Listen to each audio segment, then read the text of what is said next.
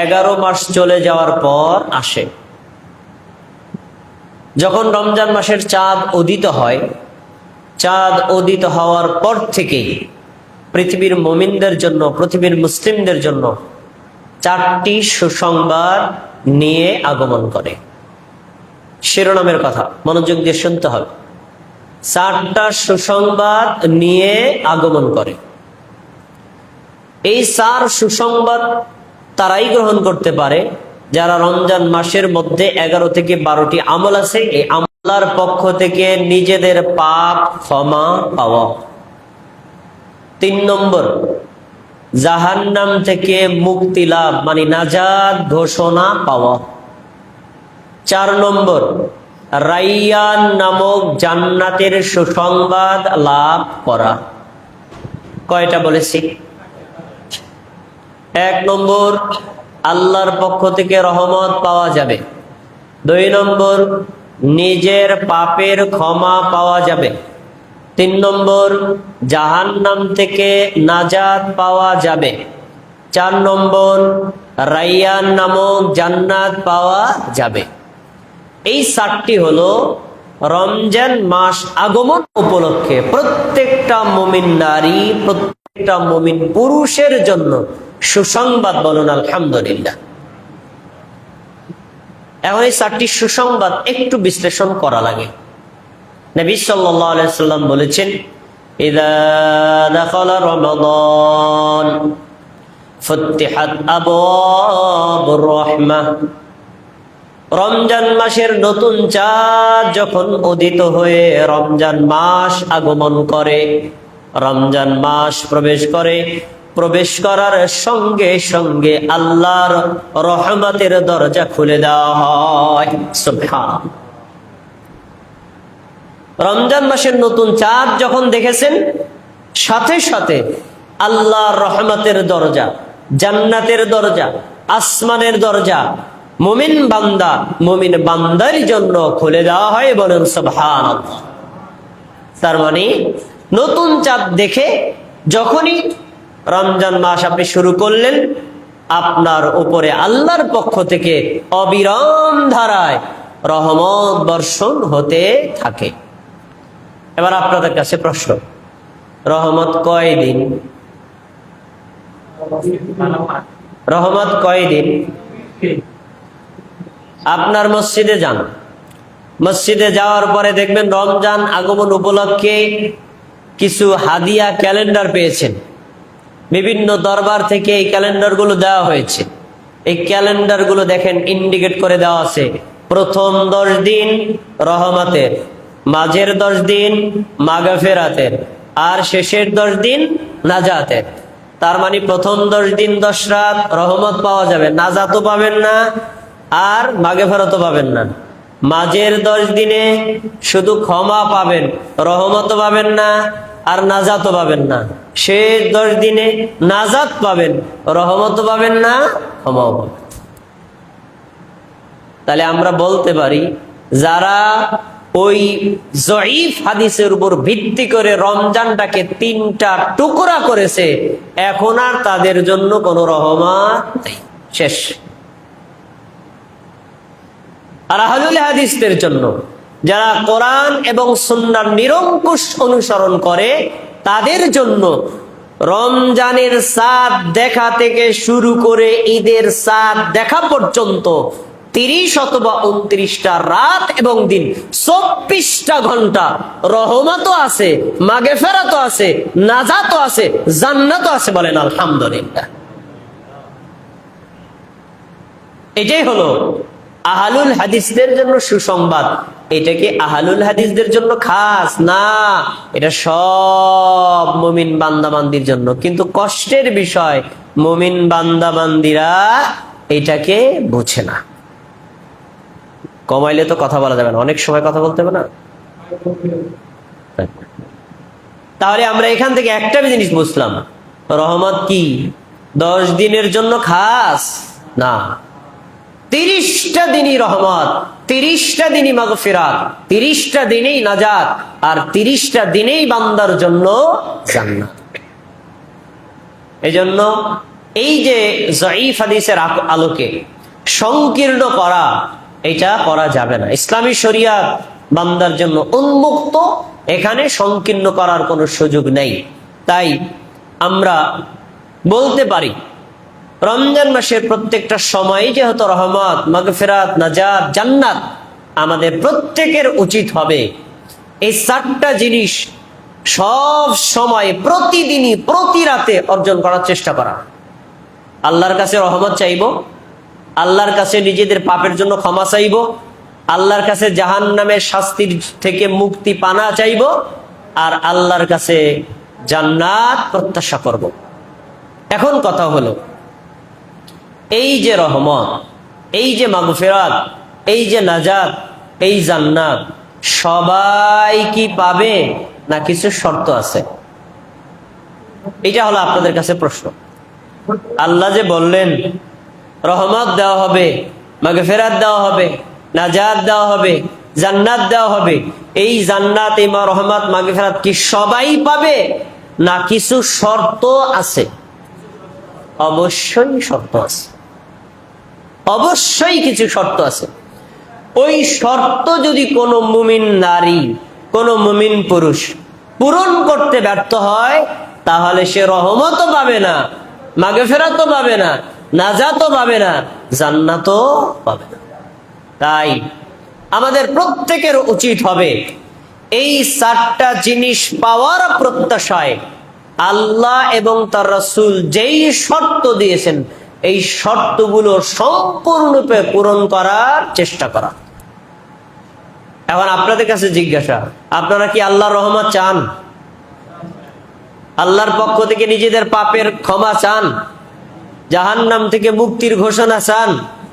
রাইয়ান নামক জান্নাত আপনারা আল্লাহর কাছে চান? তাহলে আপনাকে কমপক্ষে 4টি শর্ত পূরণ অবশ্যই করতে হবে। 4 শর্ত কি? আমি নিজের থেকে বানায় বলতেছি না, নিজের থেকে না, একেবারে আমাদের নবী স্পষ্ট করে হাদিসেই উল্লেখ করেছেন। দেখেন হাদিস, عن أبي هريرة رضي الله تعالى عنه أنه قال, আবু হুরায়রা রাদিয়াল্লাহু তাআলা আনহু থেকে বর্ণিত, তিনি বলেন, قال رسول الله صلى الله عليه وسلم, আল্লাহ রাসূল সাল্লাল্লাহু আলাইহি ওয়াসাল্লাম বলেছেন, মান সামা রমাদান ঈমানান ওয়া ইহতিসাবান গুফিরা লাহু মা তাকদ্দামা মিন যামবিহি। রাসূলুল্লাহ সাল্লাল্লাহু আলাইহি ওয়াসাল্লাম বলেছেন, যে ব্যক্তি রমজান মাসের রোজা রাখে ঈমানের সাথে, নেকির আশায়, এই 2টা শর্ত সাপেক্ষে যে ব্যক্তি রমজান মাসে রোজা রাখবে, আল্লাহ রাব্বুল আলামিন ওই বান্দার, ওই বান্দির পূর্ববর্তী পাপগুলো ক্ষমা করে দেওয়া হবে। সুবহানাল্লাহ। সহিহ বুখারীর হাদিস বললাম। হাদিসটা ভালো করে বুঝতে হবে। এই হাদিস আপনি আরো কয়েকবার শুনছেন, আমি যেভাবে বলবো এভাবে কখনো অনুধাবন করেননি। দেখেন কি বলছে, যে ব্যক্তি রমজান মাসে রোজা রাখবে ঈমানের সাথে, তার মানে ঈমান থাকা লাগবে নাকি লাগবে না? ঈমান লাগবে। ওয়া ইহতিসাবান, নেকির আশায়, মানে আল্লাহর খুশির জন্য। তাহলে নেকির আশা ছাড়া রোজা রাখলে রোজায় ক্ষমা হবে না। 2টা শর্ত। ঈমানের সাথে কেউ যদি রোজা রাখে, নেকির আশায় যদি কেউ রোজা রাখে, সে যদি নারী হয়, সে যদি পুরুষ হয়, সে যদি যুবক হয়, সে যদি যুবতী হয়, সে যদি বৃদ্ধ হয়, সে যদি ছোট হয়, আল্লাহ তাআলা এই রোজার কারণে ওই বান্দা বান্দির পাপ ক্ষমা করে দিবেন। সুবহানাল্লাহ। হাদিস থেকে পাওয়া গেল, রমজান মাসে রোজা রাখলে বান্দার পাপ ক্ষমা হয়।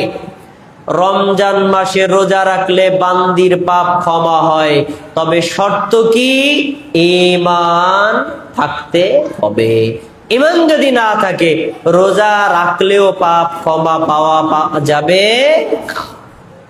শর্ত। 2 নম্বর, নেকির আশায় রোজা রাখতে হবে। নেকি ছাড়া সমাজের মানুষ কি বলবে, এলাকার মানুষ কি বলবে, আমি যে রোজা না রাখি তাহলে মানুষ আমার সমালোচনা করবে, বড় হয়ে গেছি, বৃদ্ধ হয়ে গেছি, মুখের দাড়ি পেকে গেছে, এখন যদি রোজা না রাখি পরিবারের লোক কি মন্তব্য করবে, এই কথা চিন্তা করে যদি রোজা রাখে, রোজা রাখলেও ওই ব্যক্তির পাপ ক্ষমা হবে। তাহলে 1 নম্বর শর্ত পেলাম ঈমান থাকা, 2 নম্বর শর্ত পেলাম নেকির আশায় রোজা রাখা। এই দুইটা হলো আপনার রমজান মাসে রহমত পাওয়ার, মাগফিরাত পাওয়ার, নাজাত পাওয়ার, জান্নাত পাওয়ার অন্যতম প্রধান শর্ত। এখন কথা হলো, আমাদের ঈমান আছে নাকি নাই? উত্তর আছে, কিন্তু আমাদের ঈমান হলো কচু পাতার পানির মতো। কচু পাতার উপর পানি রেখে দিয়ে 1 সেকেন্ডও থাকবে না, দেখবেন পড়ে গেছে। আমরা হলো এমন মুসলমান, সকালে ইমানদার, বিকালে বেঈমান। সকালবেলা ইমানদার, দুপুর বেলা কাফের, দুপুর বেলা ইমানদার, বিকেল বেলা মুশরিক আর মুনাফিক। কেন? আমরা ঈমানও আনি আবার কুফরও করি, ঈমানও আনি শিরকও করি, ঈমানও আনি নেফাকও করি, ঈমানও আনি বিদআতও করি। ঈমান আনার পরে কুফরি করে যে সে হলো কাফের, ঈমান আনার পরে শিরিক করে যে সে হলো মুশরিক, ঈমান আনার পরে নেফাকি করে যে সে হলো মুনাফিক, ঈমান আনার পরে বেদাত করে যে সে হলো বেদাতি। এই ভয়ঙ্কর 4টি পাপ যদি কেউ করে তাহলে তার ঈমান টিকবে না, আর ঈমান না টিকলে রোজা রেখেও কোনো লাভ হবে না। তাহলে আমরা রমজান মাস আগমন উপলক্ষে রহমত, মাগফিরাত, নাজাত, জান্নাত পাওয়ার আগে আমাদের ঈমান ঠিক করতে হবে। ঈমানটা ঠিক করার পরে ঈমানটাকে সংরক্ষণ করতে হবে। ঈমান ধ্বংসকারী কোন ধরনের শিরকে লিপ্ত হওয়া যাবে না। এখন প্রশ্ন, আমাদের দেশের জনগণ শিরিক করে নাকি করে না? করে। রমজান মাসের বাইরেও করে, রমজান মাসের ভিতরেও করে। আসেন একটা উদাহরণ দেখবেন। আমাদের সমাজের কিছু মানুষ আছে, তারা তার নির্দিষ্ট পীরের মুরিদ। এই পীরের মুরিদ গুলো রমজান মাসের প্রত্যেকটা রোজা, সাহারি, ইফতার নিজের বাড়িতে করে, কিন্তু শবে কদর গিয়ে পালন করে পীরের দরবারে। জিজ্ঞেস করবেন, ভাই কেন পীরের দরবারে কেন? শোনেন, পীরের বাড়ি হলো পাক দরবার, বরকতি দরবার। ওইখানেই গিয়ে যদি কোনো আমল করা হয়, আরে ভাই আমরা পাপী মানুষ, আমাদের আমল কবুল করে নাকি করে না? আমরা যে মসজিদে থাকি করি, মসজিদে আল্লাহ কবুল করে নাকি করে না? যদি পাক দরবারে গিয়ে করি, আরে দরবারের ওসিলায়ও যদি আল্লাহ কবুল করে, এই জন্য আমরা ওখানে গিয়ে ইবাদত করি। দরবারের ওসিলা তাওহীদ নাকি শিরক? পীর সাহেবের ওসিলা তাওহীদ নাকি শিরক? পীর সাহেবের মাজারের ওসিলা শিরিক নাকি তাওহীদ? শিরিক। এমনকি আমাদের দেশে এমন বাঙালি আছে, যেই বাঙালি পীর সাহেবের কবরের মাজারের ওসিলা তো দেয়, আরে পীরের পায়ের সিরা স্যান্ডেলের ওসিলা দেওয়া বাঙালি আছে। এটারে তারা নাম দিচ্ছেন নাআল শরীফ। সিকান্দার ভাই, নাআল শরীফ। আপনি তো মধ্যপ্রাচ্যে ছিলেন, নাল মানে কি? স্যান্ডেল। আর শরীফ মানে সম্মানিত। পীর সাহেব যে জুতা পরছিলেন না, জুতা পরে টয়লেটে গেছিলেন না, এই জুতা ছিঁড়ে গেছে, এখন রিজেক্টেড। এই স্যান্ডেলেও নাকি বরকত আছে, এই জন্য নাম দিছে তারা নাআল শরীফ। যারা নাআল শরীফের ওসিলায় ইবাদত করেন, তারা রমজানে 30টা কেন 36টা রোজা রাখলেও তাদের রোজাও কবুল হবে না, গুনাহও ক্ষমা পাওয়া যাবে না। কোথা থেকে পাইছেন? হাদিস তো বললাম আমি, হাদিস সহিহ বুখারী 1402 নম্বর হাদিস করে দেখেন। তাহলে রমজান মাস উপলক্ষে আমাদের 1 নম্বর কাজ হলো আমাদের ঈমান থাকতে হবে। ঈমান থাকা অবস্থায় রোজা এবং অন্যান্য আমল করতে হবে। 2 নম্বর ইহতিসাব। ইহতিসাব অর্থ হলো নেকির আশায় আমল করা, আল্লাহর সন্তুষ্টির জন্য আমল করা। মানুষে কি বলবে, সমাজে কি বলবে, তাদের কোনো চিন্তা মাথায় রাখা যাবে না। আমি রোজা রেখেছি, সাহারি খাই, ইফতার করি, অন্য আমল করি আল্লাহর জন্য। মানুষ ভালো বললেও ভালো, খারাপ বললেও ভালো, মানুষের মন্তব্যের কোনো চিন্তা মাথায় রাখা যাবে না। যদি রাখেন, আপনি এই রোজা রেখেও গুনাহ ক্ষমা পাবেন না। আমাদের সমাজের কিছু মানুষ কি এরকম মানুষের কি বলবে, মানুষের চিন্তাধারায় ইবাদত করে, এরকম লোক আমাদের সমাজে আছে? আছে। বিশ্বাস হয় না? এখনই আপনি যান সখীপুর বাজারে, গিয়ে দেখবেন চায়ের দোকানে, হোটেলে আগে ছিল উন্মুক্ত, এখন একটা পর্দা মোবারক দেওয়া হয়েছে। কি দেওয়া হয়েছে? পর্দা মোবারক। পর্দা মোবারক কেন? কারণ এমন এমন লোক যাকে আপনি ভদ্র মনে করেন, সভ্য মনে করেন, ধার্মিক মনে করেন, এবং সে আপনার দাদার সমতুল্য, বাবার সমতুল্য, এই লোকটার চেহারা দেখলে মনে হবে ফেরেশতা। এই লোক কি রোজা ভাঙতে পারে? কিন্তু পর্দা খুলে ঢুকলে দেখবেন সে বিড়ি টানতেছে, সিগারেট টানতেছে, চা পান করতেছে। এমন লোক আমাদের সমাজে আছে না নাই? কল্পনার বাইরে, আপনি কল্পনাও করতে পারবেন না এই লোকটা রোজা ভাঙতে পারে, এই লোকটা রোজা ভাঙতে পারে। সে লোকটা ওখানে গিয়ে এই কাজগুলো করছে। এখন কোন কোন সময় এমন সমস্যা হয়েছে, জামাই আসছে শ্বশুর বাড়ি বেড়াইতে, শ্বশুর মেয়ে হয়ে গেছে, মেয়ে বিয়ে দিয়েছে, এখন জামাই আসছে বেড়াইতে, যদি জামাইয়ের সাথে সাহারি না খায়, ইফতার না খায়, তাহলে জামাই কি করবে? কার মেয়ে বিয়ে করলাম, এখন পর্যন্ত রোজাই রাখে না, কি মুসলমান? আচ্ছা, এতদিন না রাখছি, জামাই 2 দিন বেড়াইছে, এই 2টা রোজা কমপক্ষে রাখি। শ্বশুর মিয়া রোজা রাখছে আল্লাহর জন্য? একাকার আল্লাহর জন্য? বলেন তো কার জন্য? এটাকে বলা হয় রিয়া ওয়াস সুমআ। রিয়া মানে মানুষকে দেখানোর জন্য ইবাদত করা, সুমআ মানে মানুষকে শোনানোর জন্য ইবাদত করা। কোন আল্লাহর বান্দা, কোন আল্লাহর বান্দে যদি রমজান মাসে রোজা রাখে, সাহারি খায়, ইফতার করে, তারাবির সালাত আদায় করে, এই আমলগুলোর মধ্যে যদি আল্লাহর খুশি, আল্লাহর সন্তুষ্টি প্রত্যাশা না করে, মানুষ কি বলবে, জামাই কি বলবে, বিয়াই কি বলবে, অমুক কি মন্তব্য করবে, না রাখলে মানুষ সমালোচনা করবে, এই টার্গেটে রোজা রাখে, এই লোকটা রোজা রেখেও কোনো নেকিও পাবে না, গুনাহ ক্ষমাও পাবে না। হাদিস তার প্রমাণ। তাহলে 2টা শর্ত পেলাম। 1 নম্বর ঈমান থাকতে হবে। 2 নম্বর কার সন্তুষ্টির জন্য ইবাদত করব বলেন? আল্লাহ, একমাত্র আল্লাহর সন্তুষ্টির জন্য। আল্লাহর সন্তুষ্টির বাইরে অন্য কারো সন্তুষ্টির জন্য কোনো ইবাদত করা যাবে না। 2টা শর্ত। 3 নম্বর, রোজা সহ যতগুলো আপনি আমল রমজান মাসের মধ্যে করেন, সবগুলো আমলের ক্ষেত্রে শর্ত, আপনি অবশ্যই কাবিরা গুনাহে লিপ্ত হবেন না। কাবিরা এটা আরবি শব্দ, বাংলা অর্থ হলো বড় গুনাহ। গুনাহ 2 প্রকার, ছোট গুনাহ আর হলো বড় গুনাহ। বড় গুনাহ বলা হয় কাবিরা, ছোট গুনাহ বলা হয় সগীরা। কোন বড় গুনাহ করা যাবে না।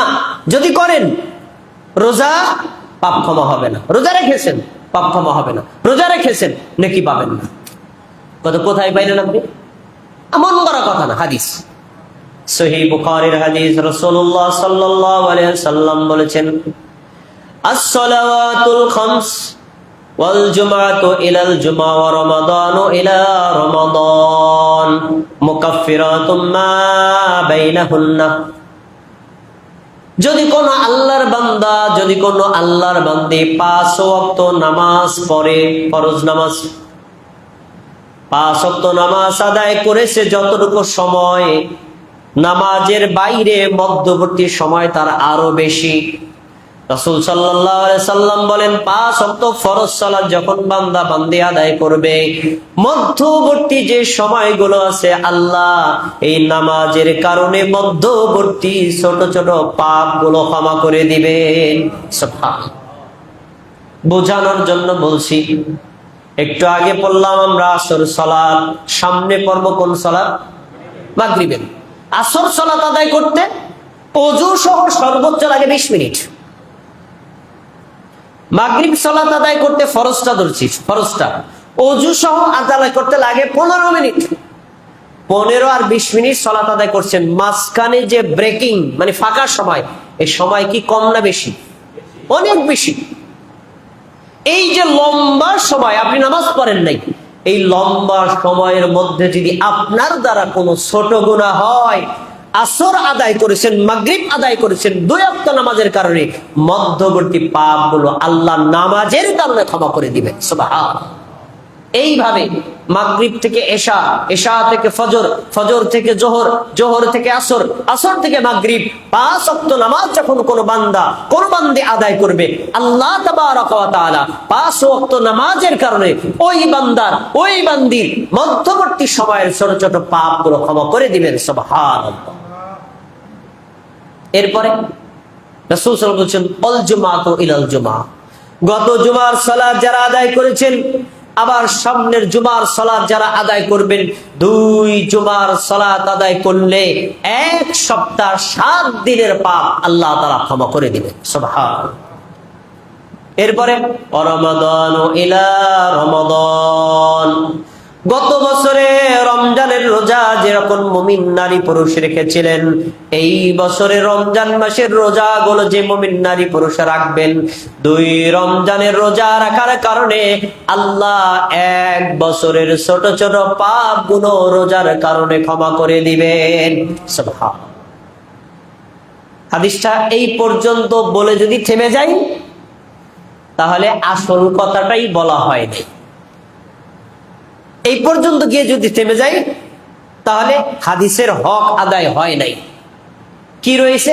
শেষের শব্দটা সবাই আমার দিকে তাকায় শোনেন, শেষের শব্দ ইযা জাতানাবাল কাবাইর, 5 ওয়াক্ত ফরজ নামাজ আদায়ের মাধ্যমে মধ্যবর্তী পাপ ক্ষমা পাবে সে, বড় গুনাহ ত্যাগ করবে যে, 2 জুমার সালাত আদায়ের মাধ্যমে পাপ ক্ষমা পাবে সে, বড় গুনাহ ছেড়ে দেবে যে, 2 রমজান মাসে রোজা রাখার মাধ্যমে 1 বছরের পাপের ক্ষমা পাবে সে, বড় গুনাহ ত্যাগ করবে যে।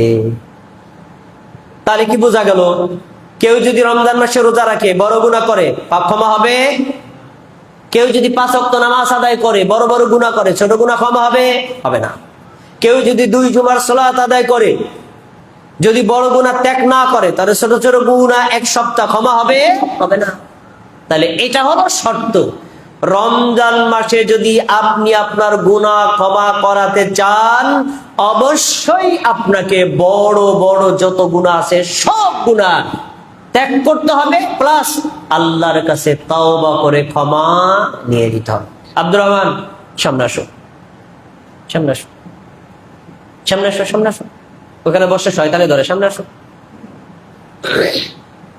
তাহলে আমরা কি পেলাম? বড় বড় কোনো গুনাহ করা যাবে না, যদি করেন ক্ষমা পাবেন না। আচ্ছা, এখন বড় গুনাহ কি, এর তালিকা যদি বলি তাহলে তো লম্বা হয়ে যাবে। মিথ্যা কথা বলা, মিথ্যা সাক্ষ্য দেওয়া, গীবত করা, পরনিন্দা করা, তারপরে হলো জেনা করা, চুরি করা, ডাকাতি করা, এরপরে খাদ্যে ভেজাল দেওয়া, তারপরে ব্যবসা করার সময় মিথ্যা শপথ করা, মানুষকে ঠকানো, ধোঁকা দেওয়া, প্রতারণা করা, এরকম অনেক গুনাহ আমাদের সমাজে অহরহ চলছে। আপনি যদি রমজান মাসের বাইরেও এগুলা করতেছিলেন, রমজান মাসের চাঁদ দেখার পরেও রোজা রাখা অবস্থায় বা রোজার পরে অথবা রাতের বেলায় এই পাপগুলো বহাল রাখেন, আপনি জেনে রাখেন আপনার রোজার মাধ্যমে আপনি ছোট গুনাহ ক্ষমা পাবেন না। কেন? বড় গুনাহ করতেছেন।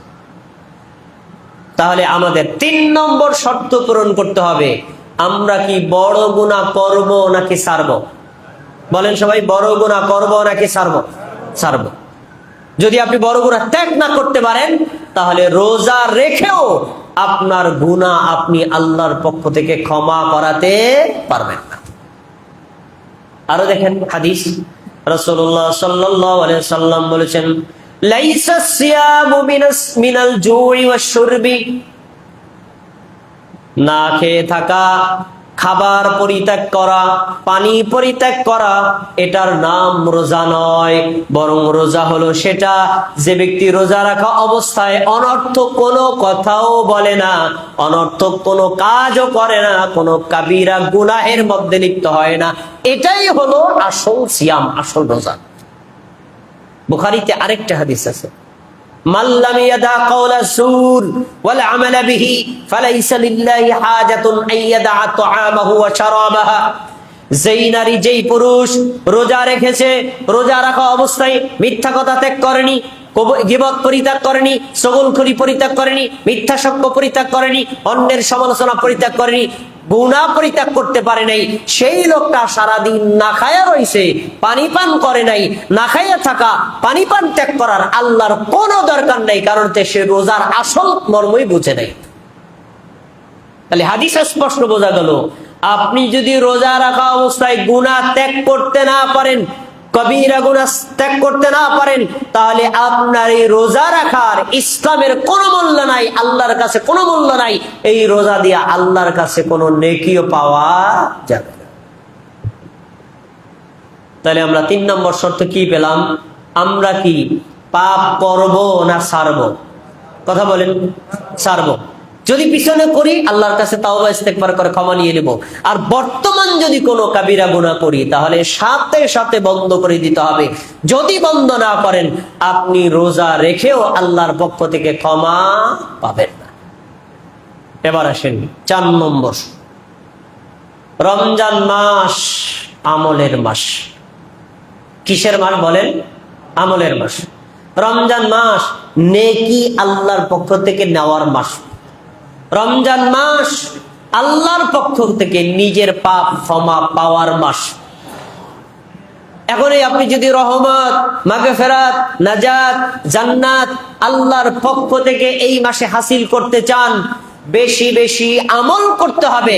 কিন্তু আমল করার পাশাপাশি আমল করতে হবে সুন্নাত তরিকা অনুযায়ী। সুন্নাত তরিকার বাইরে বেদাতি তরিকায় কোনো আমল করা যাবে না। কোনো বেদাতি আমল করা যাবে না। যদি বেদাতি আমল করেন, তাহলে আপনি কোনোভাবেই রমজান মাসে রোজা রেখেও ক্ষমা পাবেন না। আসুন তাহলে এবার আমরা একটু দেখি রমজান মাস আসলে কি কি আমাদের করণীয়, কি কি আমল আমি এক নজরে আপনার সামনে পেশ করছি। রমজান মাস আসলে একজন মুমিন নারী, একজন পুরুষের জন্য যে সকল আমল অতিরিক্ত করতে হয়, রমজানের বাইরেও করি অল্প, কিন্তু রমজান মাস আসলে এগুলো কন্টিনিউ করা লাগে। সে আমলগুলো কি শুনুন। 1, কুরআন তিলাওয়াত করা। 2, তারাবিহের সালাত আদায় করা। 3, সাহারি খাওয়া। 4, সিয়াম রাখা। 5, ইফতার করা। 6, রমজান মাসে সম্ভব হলে উমরা করা। 7, রমজান মাসে বেশি বেশি দান করা।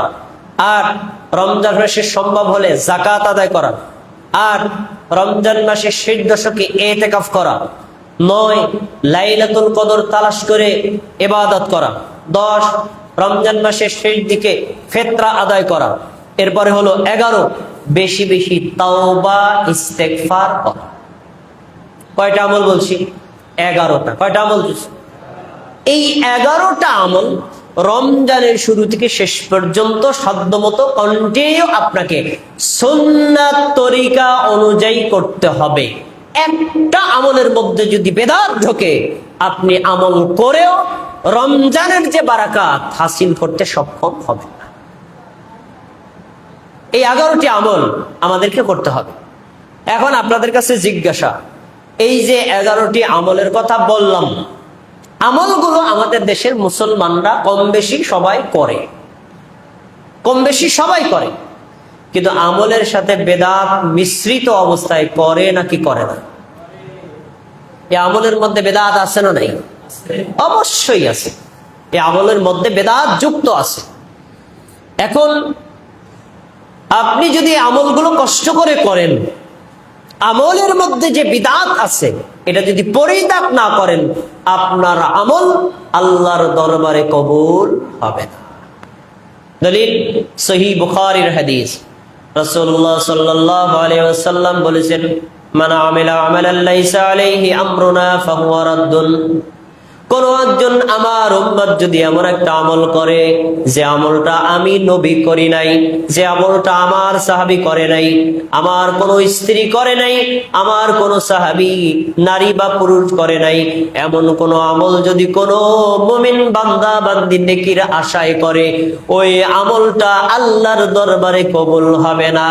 ফাহুয়া রাদ্দুন, ওটা আল্লাহর কাছে রিজেক্টেড, বাতিল। আমল করেছেন, সময়ও গেছে, শ্রম দিয়েছেন, কষ্টও করেছেন, কিন্তু আপনি নেকির আশাও করেছেন, এই আমল করেও আল্লাহর দরবারে তা কবুলও হবে না, নেকিও পাওয়া যাবে না।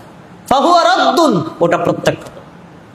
তাহলে রমজান মাসে আমল করা যেমন ফরজ, রমজান মাসে বেদাত ত্যাগ করাটাও ফরজ। রমজান মাসে ফরজ নফল আমল করা যেমন জরুরি, আমল করার সাথে সাথে বেদাত পরিত্যাগ করা সমানভাবে জরুরি।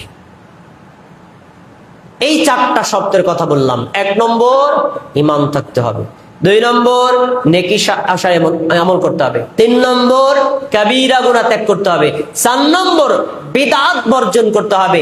এই 4টি কাজ শর্ত সাপেক্ষে কেউ যদি রমজান মাসের 11টি আমল করে, আল্লাহ তাবারক ওয়া তাআলা ওই মুমিন বান্দার জন্য, ওই মুমিন বান্দির জন্য রমজানের পয়লা থেকে শেষ পর্যন্ত আল্লাহর পক্ষ থেকে রহমত অবতরণ করবেন, আল্লাহর পক্ষ থেকে ক্ষমা তাকে করবেন, আল্লাহর পক্ষ থেকে তার জন্য জাহান্নাম থেকে নাজাত ঘোষণা করবেন, আল্লাহর পক্ষ থেকে তার জন্যই রাইয়ান নামক জান্নাতের ব্যবস্থা করবেন ইনশাআল্লাহ এবং আলহামদুলিল্লাহ। এখন ভাইয়েরা আমার, আপনারা বুঝতে পারলেন, রমজানে যদি আমরা রহমত চাই, মাগফিরাত চাই, নাজাত চাই, জান্নাত চাই, তাহলে আমাদেরকে ওই 4 শর্ত সাপেক্ষে 11টি আমল করতে হবে। এখন আমাদের জানতে হবে ওই 11টি আমলের সুন্নাত তরিকা কি আর বিদআত কি, জানা দরকার আছে না নাই? দরকার আছে। আমাদের সমাজের মসজিদের মেম্বারে আসনরত আমাদের দেশের হুজুররা, তারা রমজান মাসের আমলগুলোর ফজিলাত বলে, কিন্তু কোন কোন আমলগুলো বেদাত এগুলো বলে না, এগুলো বলেন। যার ফলে আপনি আমল করতেছেন, কিন্তু আপনার আমলের মধ্যে যে বেদাত আছে, ওই বেদাতের কারণে যে আপনার আমলটা বরবাদ হয়ে যাচ্ছে, আপনি জানতে পারেন না।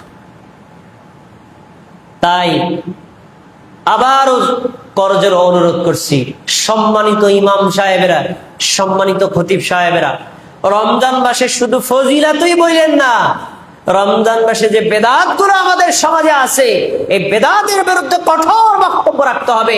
যদি বেদাত আপনি মসজিদের মুসল্লিদেরকে, কমিটির সদস্যদেরকে বর্জন করতে না বলতে পারেন, তাহলে আপনার আমলও যাবে, মুসল্লিদের আমলও যাবে, আমও যাবে, সালাও যাবে, কিছুই টিকবে না। আসেন আমরা একটু জেনে নিই ওই 11টি আমলের সুন্নাত তরিকা কি, আর সুন্নাতের মধ্যে ঢোকছে বেদাত কি। প্রথম, কুরআন তিলাওয়াত করা। আল্লাহ তাআলা কি বলছেন? রমজান মাস হলো এমন মাস যে মাসে আল্লাহ কোরআন নাজিল করেছেন। আল্লাহ তো ইচ্ছা করলে অন্য মাসে নাজিল করতে পারতেন, রমজান মাসে নাজিল করেছেন কেন? বাকি মাসগুলোর চাইতে রমজান মাসের দাম কম না বেশি? বেশি, এজন্য আল্লাহ এই মাসে নাজিল করেছেন। এখন আল্লাহ যে এ মাসে নাজিল করলেন কেন? রমজান মাসে আমাদের অনেক কর্মসূচির মধ্যে একটা কর্মসূচি হয়ে যেত কুরআন তিলাওয়াত করা।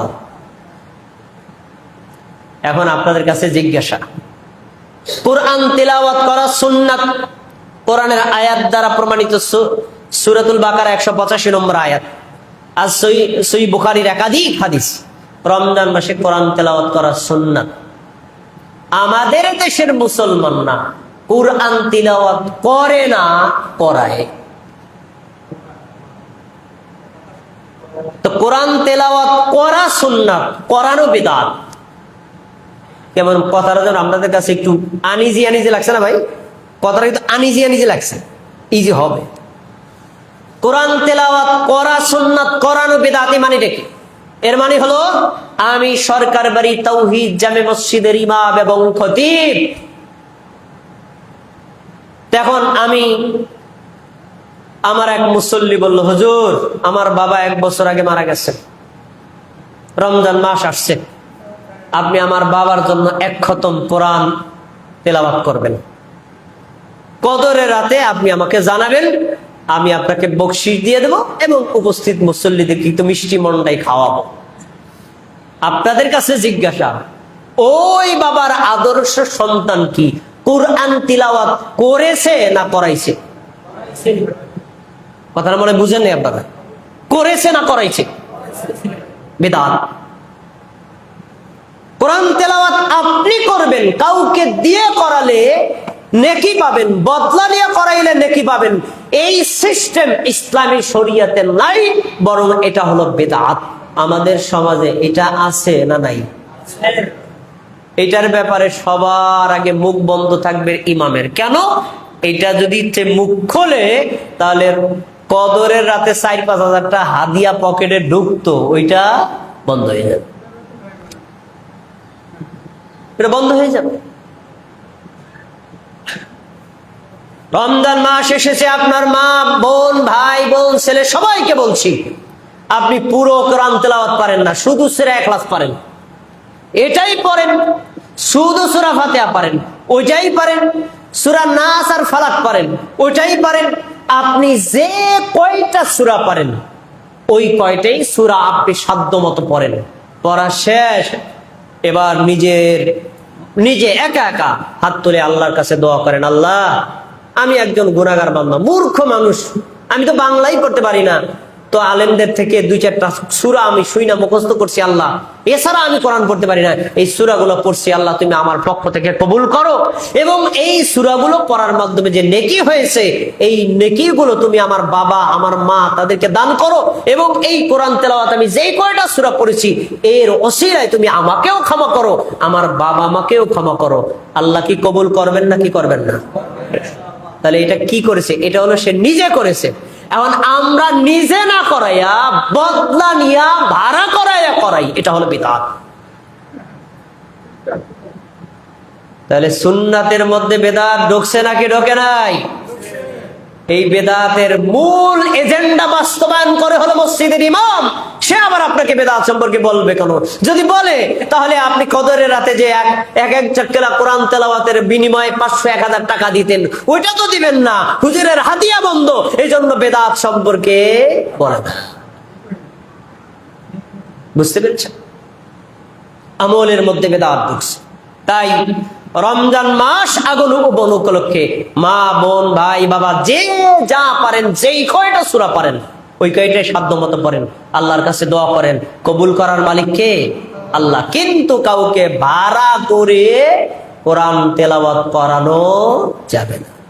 আশ্চর্য জাতি হলো মুসলমান জাতি, আশ্চর্য জাতি হলো বাঙালি জাতি।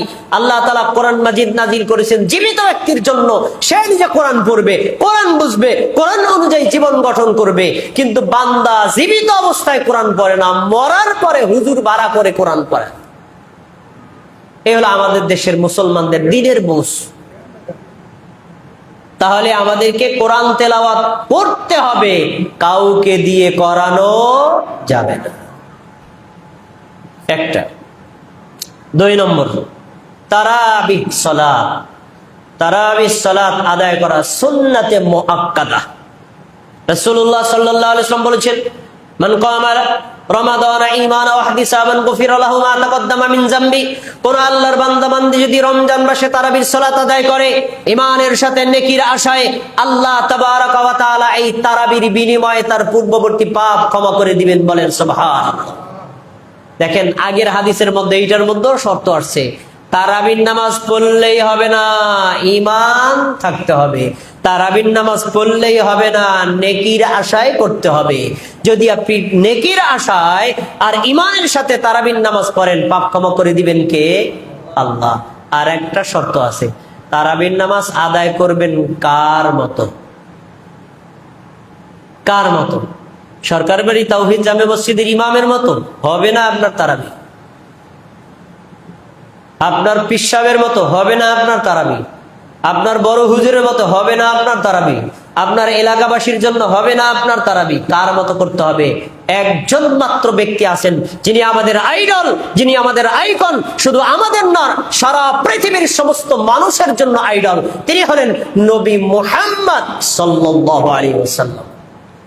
তিনি নারীর জন্য আদর্শ, পুরুষের জন্য আদর্শ, আলেমের জন্য আদর্শ, সাধারণ মানুষের জন্য আদর্শ। প্রত্যেক ব্যক্তিকে আমাদের নবী যেভাবে তিনি তারাবির সালাত আদায় করেছেন ওইভাবে করতে হবে। একটু ডিসপ্লেস করলে আপনার তারাবি কবুলও হবে না, নেকিও পাবেন না। এখন প্রশ্ন, আমার নবী তারাবি কেমনে পড়ছেন আর আমরা কেমনে পড়ি? ভিন্নতা আছে নাকি নাই? ভিন্নতা আছে নাকি নাই? অনেকে হয়তো ভাববেন, ও তাহলে মনে হয় আপনি 20 টাকাত না 8 টাকাত এটা নিয়ে বলবেন। না, এটা নিয়ে বলবো না। 20 কেন, 40 টাকাত পড়বেন, কিন্তু নবী যেভাবে পড়ছেন ওইভাবে পড়তে হবে। 100 টাকাত পড়বেন, কিন্তু নবী যেভাবে পড়ছেন ওইভাবে পড়তে হবে। নবী কিভাবে পড়ছেন? হাদিস সহিহ বুখারী কিতাবুত তারাবিতে উল্লেখ করা হাদিস।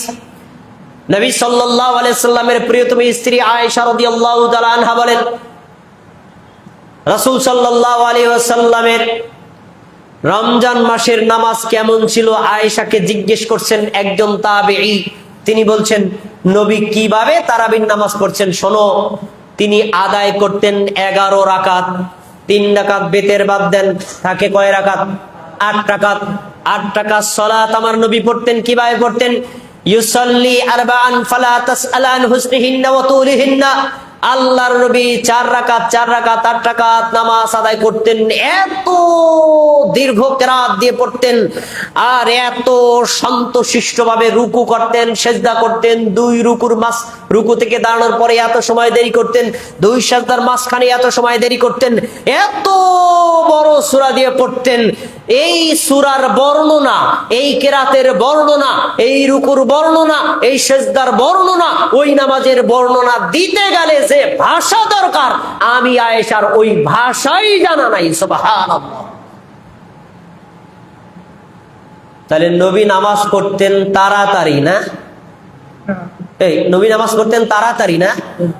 বাংলাদেশের জনগণ আর আলেমরা মনে করে নিয়েছে তারাবি শব্দের অর্থ হলো তাড়াতাড়ি নামাজ। কত কেমনে বুঝলেন? প্রমাণ দেন, প্রমাণ দিব। আমি আপনাদের মসজিদের ইমাম সাহেব, আমি এশার নামাজ পড়াইতেছি। আলহামদুলিল্লাহি রাব্বিল আলামিন আর রহমানির রহিম, সুন্দর। এবার তারাবির নামাজে দাঁড়াইছি, আলহামদুলিল্লাহি রাব্বিল আলামিন আর রহমানির রহিম মালিকি ইয়াউমিদ্দিন ইয়্যাকা না'বুদু ওয়া ইয়্যাকা নাস্তাইন। ভিন্নতা আছে নাকি নাই? তাহলে মসজিদে ঢুকলে ইমামের কেরাত শুনলে বোঝা যায় ইমাম কি নামাজ পড়তেছে। তার মানে তাড়াতাড়ি পড়লে ওইটা হলো তারাবির নামাজ, আর আস্তে পড়লে ওইটা হলো এশার নামাজ। তাহলে তাড়াতাড়ি বানাইছে কারা? অথচ ভাই সচেতন মানুষ জেনে রাখেন, তারাউইহ শব্দের অর্থ হলো বিশ্রামের নামাজ। বিশ্রাম মানে কি? 2 রাকাত নামাজ আদায় করেছি, রুকুতে অনেক সময় দেরি করেছি, রুকু থেকে দাঁড়ানোর পরে রব্বানা লাকাল হামদ হামদান কাসীরান তাইয়িবান মুবারাকান ফি মিলআস সামাওয়াতি ওয়া মিলআল আরদি মা বাইনাহুমা মিলআ মা শাইতা মিন শাইইন বাদু, এই পর্যন্ত পড়েছি। সেজদায় গেছি, সুবহানাকাল্লাহুম্মা রাব্বানা ওয়া বিহামদিকা আল্লাহুম্মা গফিরলি আল্লাহুম্মা লাকা সাজাদতু ওয়া বিকা আমানতু ওয়া লাকা আসলামতু খাশা সাজাদা ওয়াজহি লিল্লাযী খালাকাহু ওয়া সাওয়ারাহু ওয়া শাক্কা সামাহু ওয়া বাসারাহু। এরকম বড় তাসবিহ পড়েছি, পড়তে পড়তে শরীরে হয়রান হয়ে গেছে। আবার সেজদা থেকে উঠেছি, 2 সেজদার মাঝখানে বড় দোয়া করেছি, আবার সেজদায় গেছি, তারপরে আবার কিরাত পড়েছি, বড় সূরা পড়েছি। বড় সূরা জানি না, 10-12টা সূরা একই রাকাতে পড়েছি। 2 রাকাত নামাজ আদায় করতে কমপক্ষে 20 থেকে 25 মিনিট সময় লেগেছে।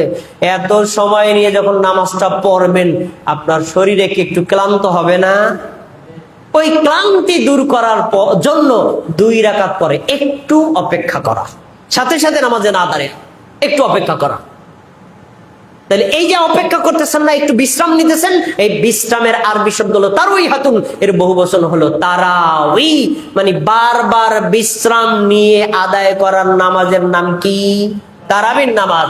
আর বাংলাদেশের হুজুরদের আর মুসল্লিদের ব্যবহারে বোঝা যায় তাড়াতাড়ি পড়ার নাম হলো তারাবির নামাজ।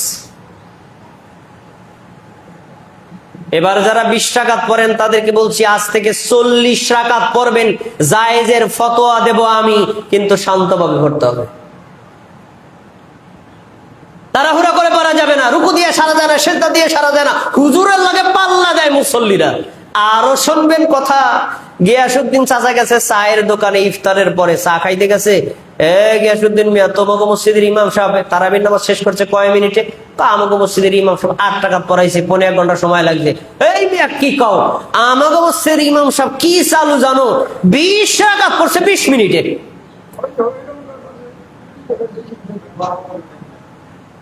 এই তারাবির নামাজ কি সুন্নাতি নামাজ না বেদাতি নামাজ? এই বেদাতি তারাবির নামাজ পড়ে ক্ষমা পাওয়া যাবে না। অবশ্যই নবী যেভাবে শান্তশিষ্ট ভাবে পড়েছেন আপনাকে ওইভাবে পড়তে হবে।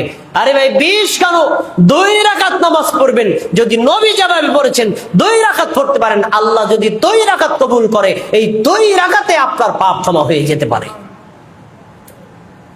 তাহলে তারাবির নামাজের এই বেদাত আমরা ত্যাগ করবো না গ্রহণ করব? ত্যাগ করতে হবে, শান্তশিষ্ট ভাবে পড়তে হবে। এবার আসুন 3 নম্বর, সাহারিতে বেদাত আর সুন্নাত।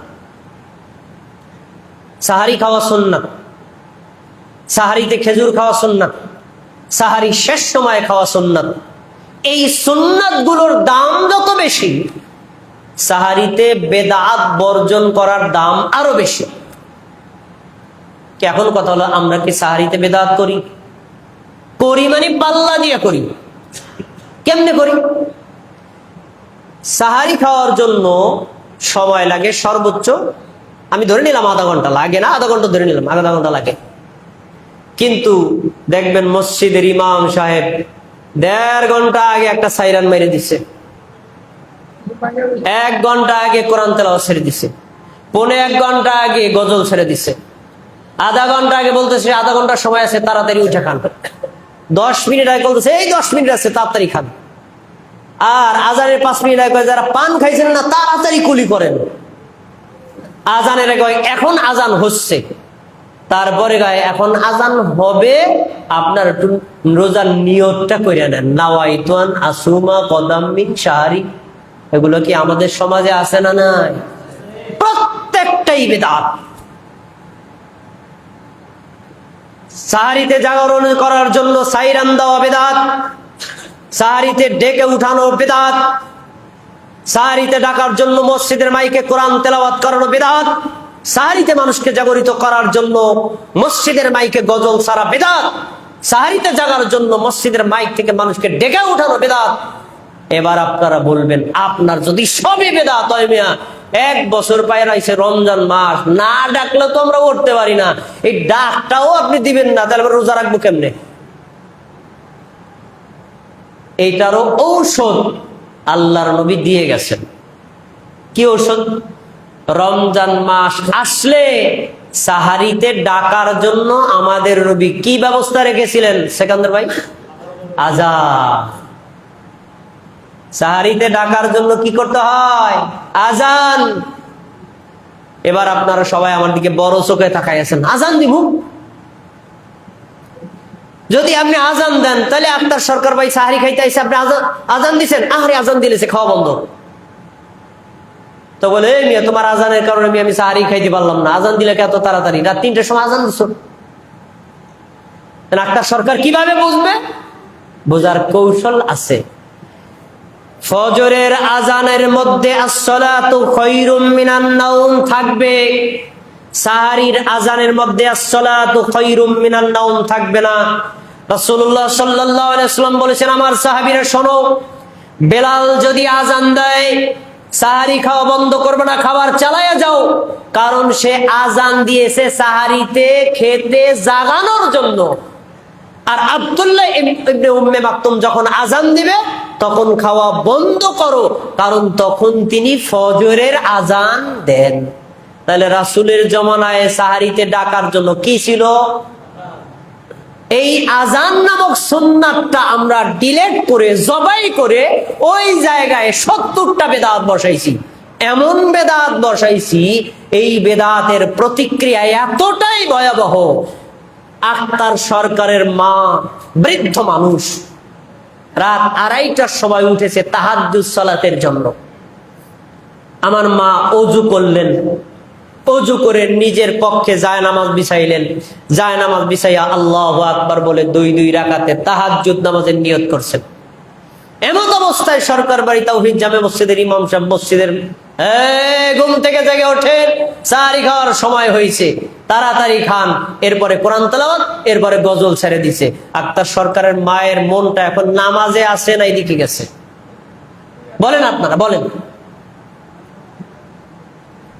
তাহলে আপনি যে ডেকে মানুষকে এভাবে উঠাচ্ছেন, ডেকে যে উঠাইয়া আপনি মানুষের তাহাজ্জুদের সালাতে যারা আল্লাহর কাছে রোনাজারি করে, কান্নাকারি, দোয়া করে, ইবাদত করে, তাদের ইবাদতে বিঘ্ন ঘটাচ্ছেন। এই ক্ষমতা, এই পাওয়ার, এই অধিকার আপনাকে কে দিছে বলেন? এরকম জঘন্যতম বেদাত মসজিদের ইমাম সাহেবরা, মুয়াজ্জিন সাহেবরা পাল্লা দিয়া করে, আর মসজিদ কমিটির সদস্যরা দেখে, কোনো কিছু বলে না। এই বেদাত যেই মসজিদে চলে, সেই মসজিদের ইমামের, ওই মসজিদের মুয়াজ্জিনের, ওই মসজিদের মুসল্লিদের সালাত এবং সিয়ামের মাধ্যমে পাপ ক্ষমা পাওয়া যাবে না। কেন? তারা সুন্নাতের মধ্যে বেদাত ঢুকাইছেন। তাহলে আমরা এই বেদাত কি করবো না ছাড়বো? আল্লাহ আমাদের সারার তৌফিক দান করবে। এবার আসুন, সিয়াম, রমজান মাসে রোজা রাখা ফরজ। আমরা সবাই জানি রোজা রাখা ফরজ, এটা মুসলিমদের জাতীয় ইবাদত। এই মাসকে সম্মান করে কোন মানুষ যদি অসুস্থতার কারণে রোজা নাও রাখে, প্রকাশ্যে খাবার খেতে পারবে না, প্রকাশ্যে পানি পান করতে পারবে না। মনে করেন আপনি অসুস্থ, ডাক্তার বলছে আপনি রোজা রাখেন না, রোগ বেড়ে যাবে, মৃত্যুর আশঙ্কা আছে। আল্লাহ আপনাকে ছাড় দিচ্ছে, ঠিক আছে, যে কয়েকদিন অসুস্থ থাকবেন আপনি রোজা রাখবেন না। কিন্তু এই বলে এই না আপনি বাজারে গিয়ে খাবার খাবেন, মানুষের সামনে খাবার খাবেন। আরে ভাই, আমার তো রোজা রাখা আমার জন্য ফরজ না, আমার অসুস্থ, এজন্য আপনি আজান দিয়ে মানুষের সামনে খাবার খাবেন, এই অধিকার আপনাকে দেওয়া হয় নাই।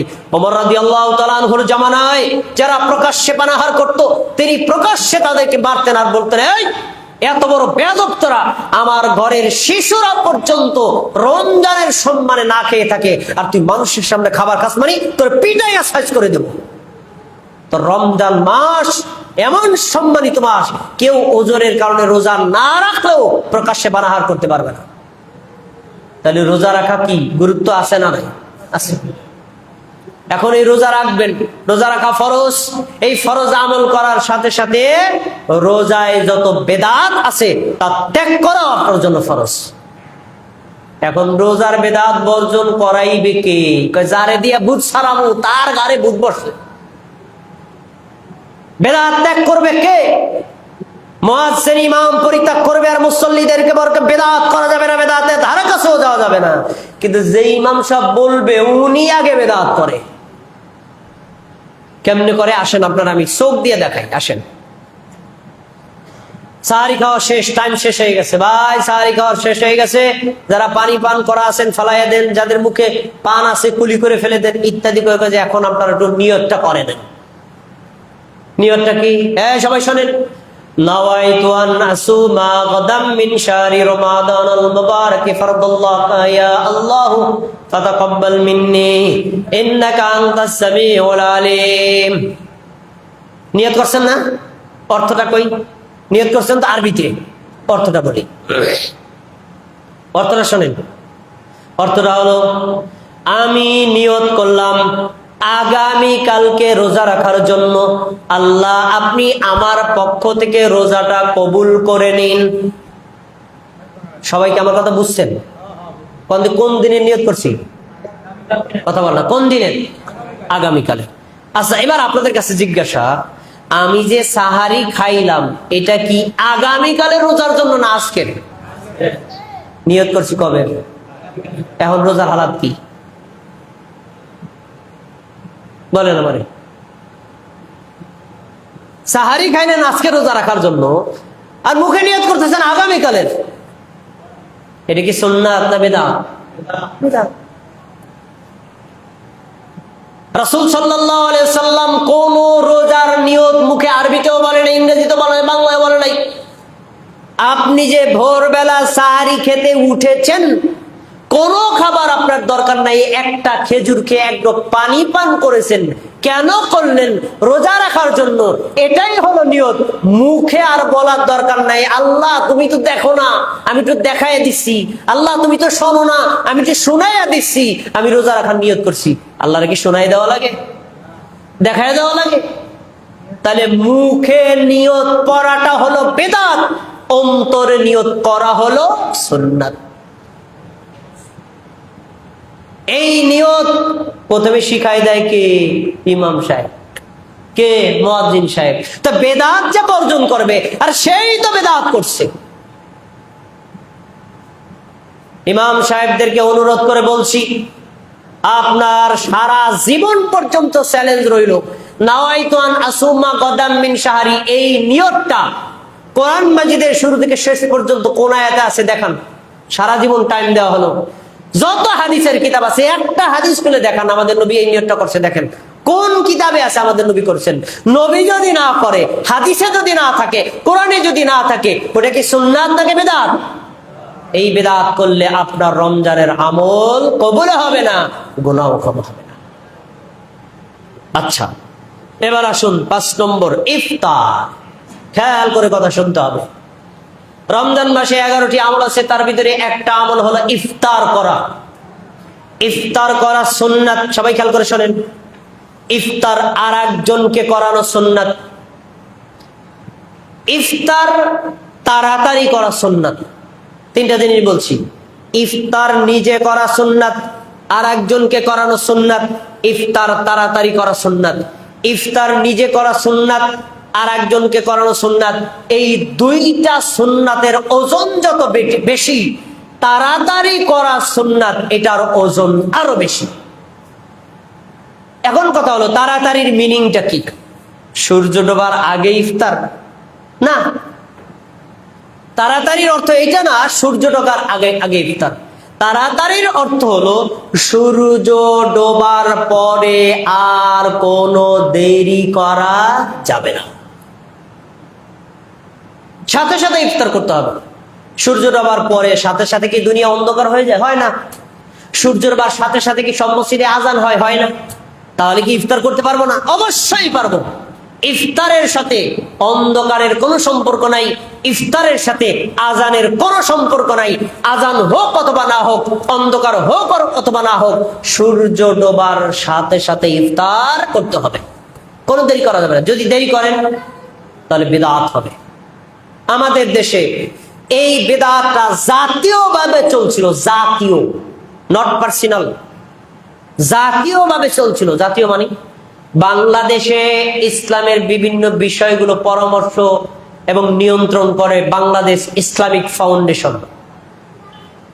ইসলামিক ফাউন্ডেশন থেকে প্রতি বছরে রমজানের শুরুতে রমজানের একটা ক্যালেন্ডার, সাহারি ইফতারের টাইম প্রকাশ করে।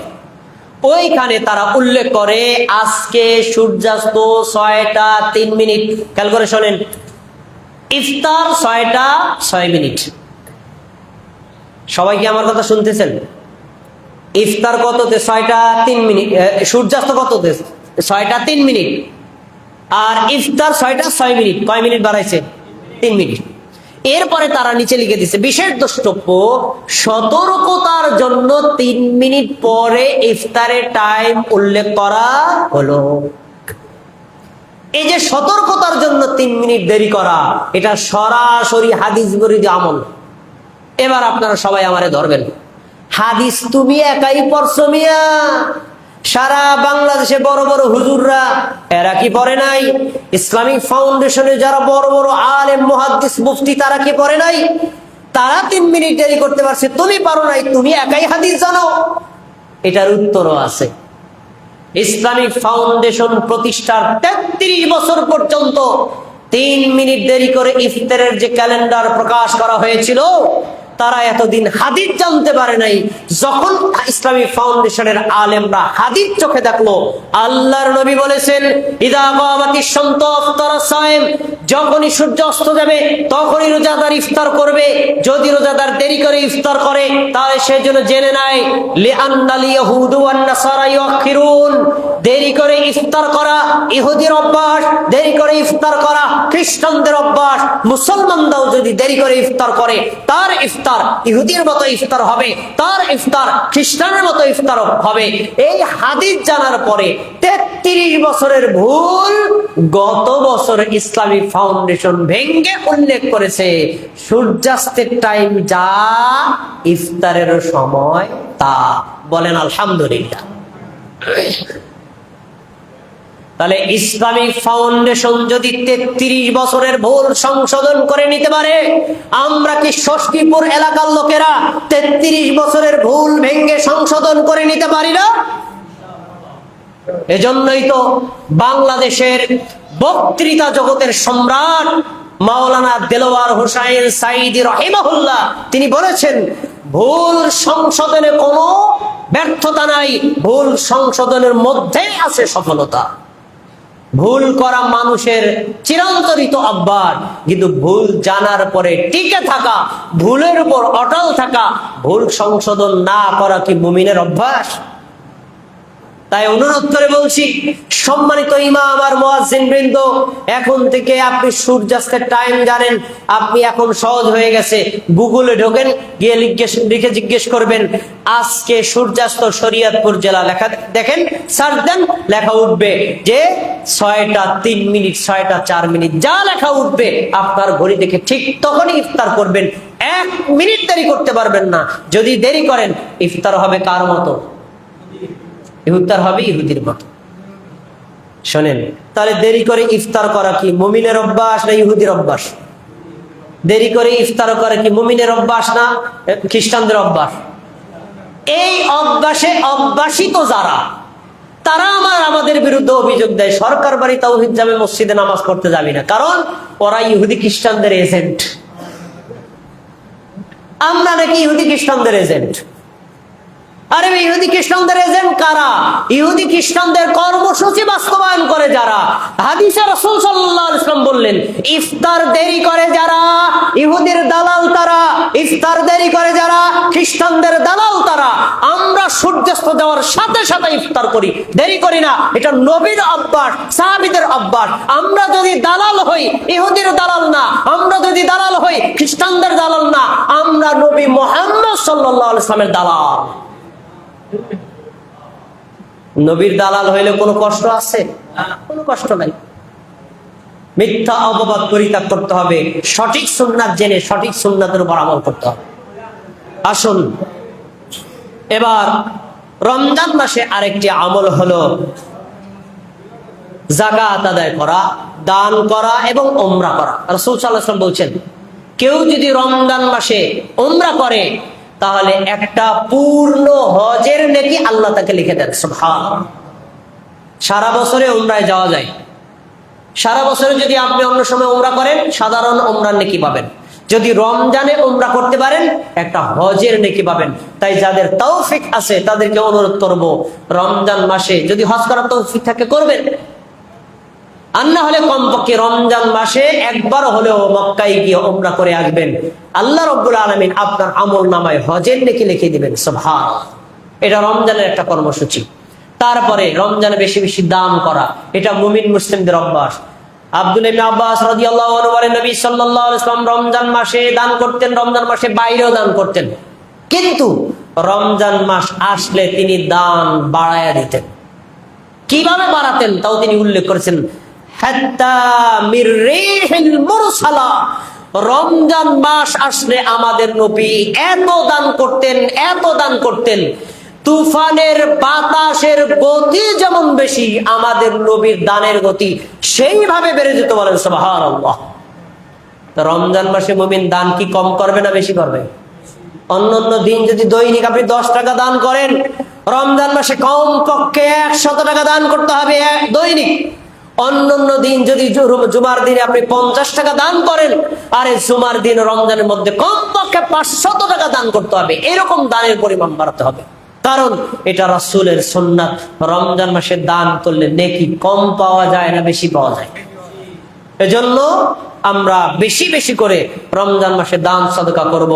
দানের ব্যাপারে আপনাদের জন্য জোরালো পরামর্শ হলো, অবশ্যই আপনারা দানগুলো যেই মসজিদে বেদাত মুক্ত ভাবে সুন্নাত এবং তাওহীদের ভিত্তিতে আমল হয়, যেই মাদ্রাসাগুলোতে বেদাত করানো হয় না, বেদাত শেখানো হয় না, সুন্নাত শেখানো হয়, সুন্নাত অনুযায়ী আমল করানো হয়, ওই মাদ্রাসাগুলোতে আপনারা বেশি বেশি দান সাদকা করবেন।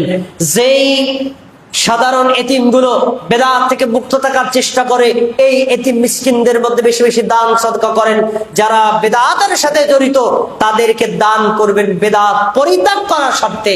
ভাই আমি দান করলাম, এই বেদাত করা যাবে না। ভাই আমি দান করলাম, আমার টাকা দিয়ে বেদাত এবং শিরকি কোনো কাজে ব্যয় করতে পারবেন না, এই শর্ত দিয়ে তারপরে দান করতে হবে।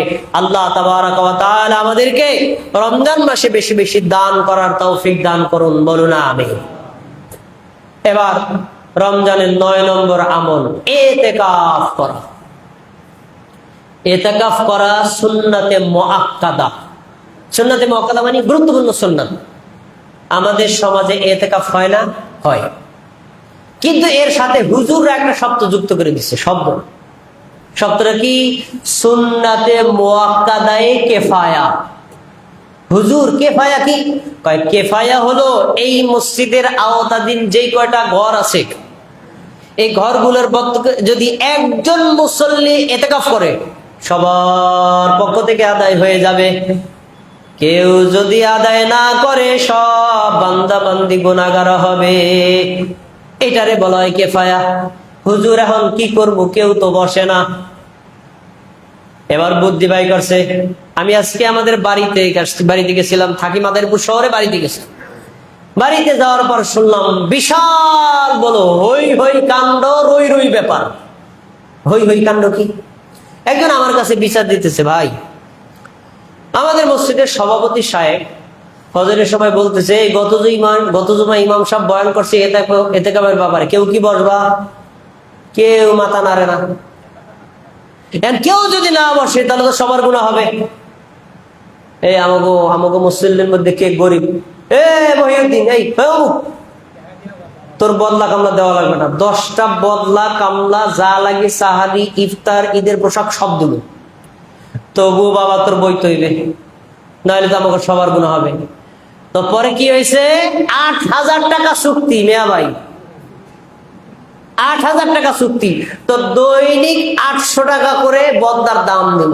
বাবা তুই 10টা দিন বই আমাকে গুনাহ থেকে বাঁচা, ঈদের দিন তোরে 8,000 টাকা দেওয়া হবে, তারপরেও বাবা তুই ইতিকাফে বয়। এরকম টেন্ডেন্সি সখীপুর এলাকায় আছে না নাই? তাদের জন্য জেনে রাখেন, ইতিকাফ করা একটা ব্যক্তিগত সুন্নাত আমল। ইমাম করলে ইমাম নেকি পাবে, মুয়াজ্জিন করলে মুয়াজ্জিন নেকি পাবে, খাদেম করলে খাদেম নেকি পাবে, মুসল্লির কমিটির সদস্যরা যে করবে সে নেকি পাবে। কেউ যদি না করে তাহলে কেউ গুনাহগারও হবে না, কেউ নেকিও পাবে না। কিন্তু এই জন্য বদলা নিয়া, কামলা নিয়া, ভাড়া করে টাকার চুক্তি নিয়া, ঈদের পোশাকের চুক্তি নিয়া যদি ইতিকাফে বসায়, নেকি তো হবে না, বরং বেদাতের গুনাহ হবে। নবীর জামানায় কাউকে এভাবে ভাড়া করে বদলা নিয়ে ইতিকাফে বসানো হয় নাই।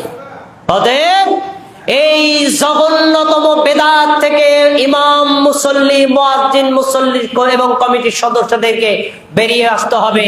কাউকে ভাড়া করে ইতিকাফে বসালে একটু নাকি হবে না, বরং আরো গুনাহ হবে, কারণ বেদাত করেছে। এবার ইতিকাফের ফলাফল, ইতিকাফ করলে লাভ কি? ইতিকাফের লাভ হলো লাইলাতুল কদরের নেকি পাবেন। কিসের নেকি? লাইলাতুল কদরের নেকি। রাসূলুল্লাহ সাল্লাল্লাহু আলাইহি ওয়াসাল্লাম বলেছেন, যে ব্যক্তি লাইলাতুল কদরে সালাত আদায় করবে নেকির আশায় ঈমানের সাথে, যদি কোনো বান্দা যদি কোনো বান্দি লাইলাতুল কদরে সালাত আদায় করে, আল্লাহ রাব্বুল আলামিন ওই বান্দা বান্দির পূর্ববর্তী পাপগুলো ক্ষমা করে দিবেন। সুবহানাল্লাহ। এখন আপনাদের কাছে জিজ্ঞাসা, ভাই সবে কদর কবে? 27 রাতে। কেমনে বুঝলেন? সরকার বাড়ি তাওহীদ জামে মসজিদের ইমাম সাহেবকে বললেন, আক্তার সরকার, ইমাম সাহেব ইফতারের লিস্টটা কি করা হয়েছে? কয় যে ভাই করছি, অল্প কটা এখনো বাকি আছে। আপনারা আগে জানায় রাখি 27-এর দিন আমি কিন্তু ইফতার দেব। তো ভাই আগের দিন দেন না, না পরে ওই দিন দেবে না, পরের দিন দেন ওই দিনও দেবো না। কি লিখা? ওই দিন কদরের দিন। তার মানে আক্তার সরকার বুঝে নিয়েছে কদর কোন রাতে। কোন রাতে? এই বুঝটা কি সঠিক না ভুল? ভুল। জেনে নেন, নবী সাল্লাল্লাহু আলাইহি ওয়াসাল্লাম বলছেন, তাহাররাউ লাইলাতুল কদর ফিল আশরিল আওয়াখির মিন রমাদান, তোমরা রমজানের শেষ 10টা রাতের মধ্যে লাইলাতুল কদর তালাশ করো। 21তম রাত থেকে 30তম রাত পর্যন্ত জোর বেজোর যে কোনো রাতে হতে পারে। একটা হাদিস বললাম, আরেকটা হাদিস আছে, ইলতামিসুহা ফিল ওয়াতরি, তোমরা রমজান মাসের শেষ দশকের বেজোর রাতে তালাশ করো। 21তম রাত, 23তম রাত, 25তম রাত, 27তম রাত, 29তম রাত, এই 5টা রাতের যে কোনো একটা রাতে হতে পারে। কোন রাতে কেউ জানে না, কিন্তু আমরা আগে জেনে নিছি 27 রাতে। তো 27 রাতেই যে কদর, এটা একটা ভুল। তবে হওয়ার সম্ভাবনা আছে, হওয়ার সম্ভাবনা আছে, কিন্তু নিশ্চিত করে কেউ বলতে পারবে না। এবার বলবেন যে ভাই নিশ্চিত না, তার একটা দলিল দেন। নেন দলিল।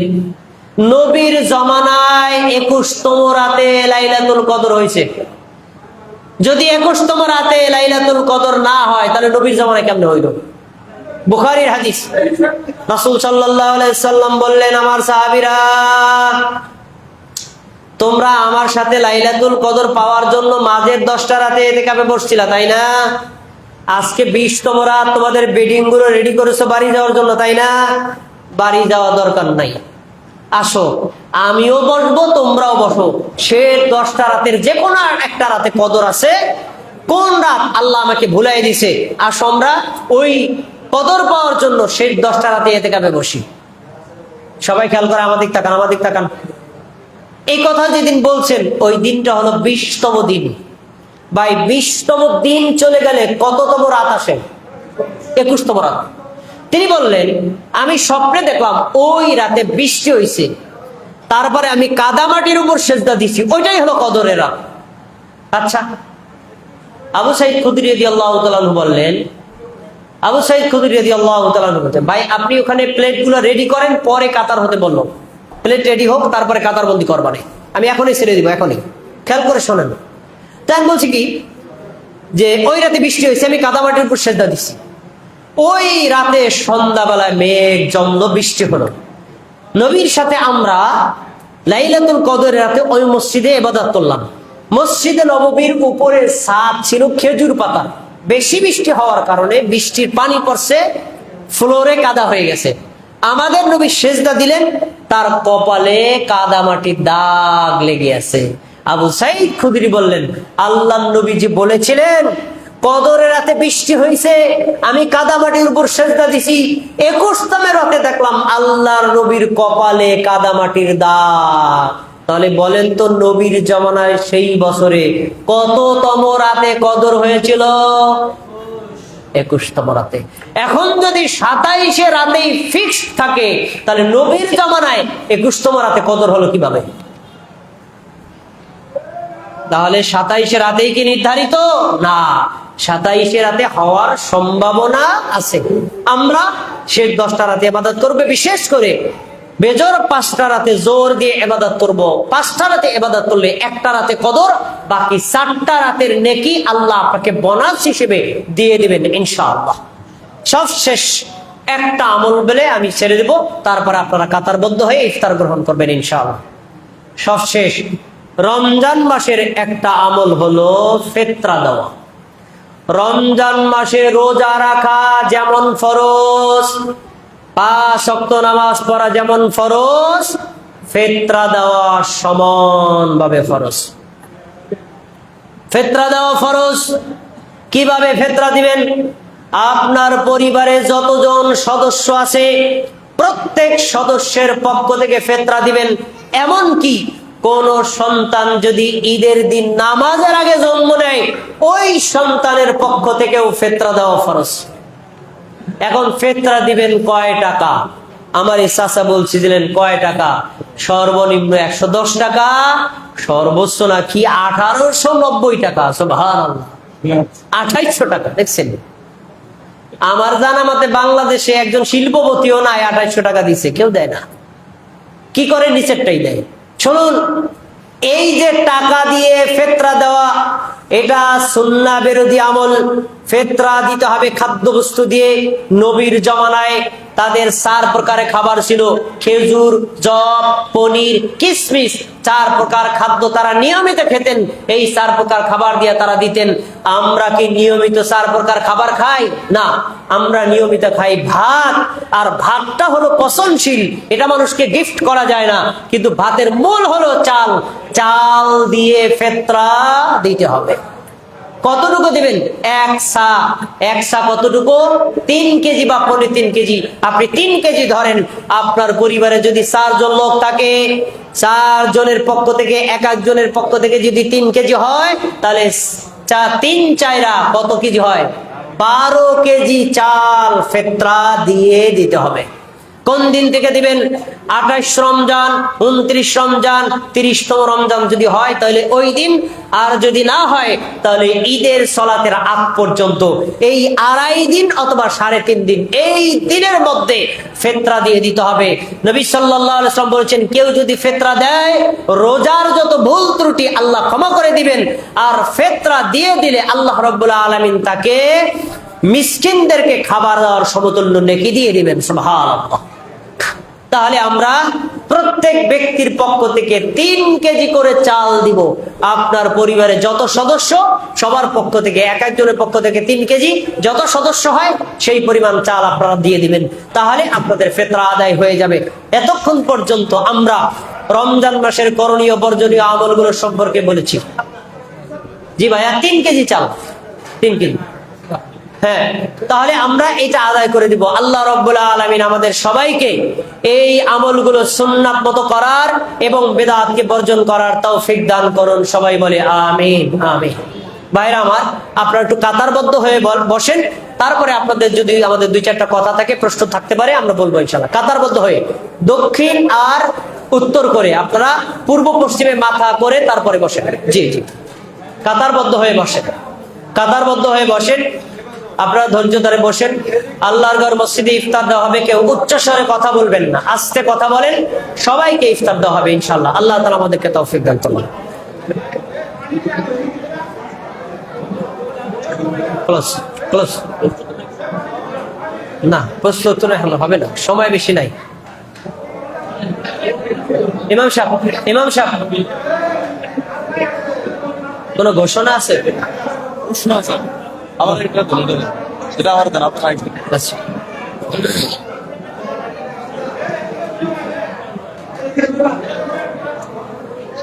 তারপরে প্রশ্ন করেছেন যে রমজানের আত্মবিশ্বাস তাকওয়া বলতে কি তাকওয়া বলতে রমজানের ফলাফল হলো, রমজানের ফলাফল হলো তাকওয়া অর্জন করা। তাকওয়া শব্দের অর্থ হলো আল্লাহকে ভয় করা। আমরা ঘরের মধ্যে থাকলে, আমরা ঘরের মধ্যে থাকলে কেউ যদি না থাকে, আমরা দিনের বেলায় পানি পান করি না, খাবার খাই না, কেন? আল্লাহর ভয়ে।